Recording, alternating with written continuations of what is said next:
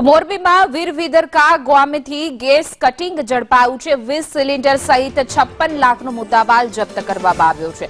પરંપરા હોટલના કમ્પાઉન્ડમાં થતું હતું ગેસ કટિંગ।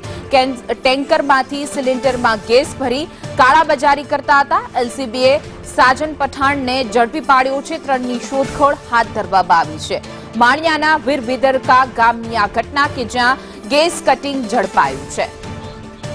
વધુ વિગતો સાથે અમારા સંવાદદાતા નિલેશ પટેલ જોડાઈ ગયા છે। જે નિલેશ, આ ગેસ કટિંગ ઝડપાયું છે, કઈ રીતે ગેસની ચોરી કરતા હતા? જો ખાસ આખી વસ્તુને સમજવાની કોશિશ કરીએ તો જામનગર અને જે કંડલા છે ત્યાંથી એની વચ્ચેનું પરિવહન છે, એમાં પણ ગેસનું પરિવહન ખૂબ મોટા પાયે થતું હોય છે। તેમજ કંડલાથી સિરામિક ઉદ્યોગમાં પણ ખૂબ મોટા પાયે ગેસ આવતો હોય છે। ત્યારે મોરબીની અંદર એવા તત્વો સક્રિય છે કે જે હોટલોની આડમાં ત્યાં બેસીને ત્યાંથી ગેસનું કટિંગ કરતા હોય છે અને એ કટિંગ કરીને બારોબાર જે ગેસના સિલિન્ડર હોય છે એ વેચી દેતા હોય છે બજારમાં, આ રીતે પૈસા કમાતા હોય છે।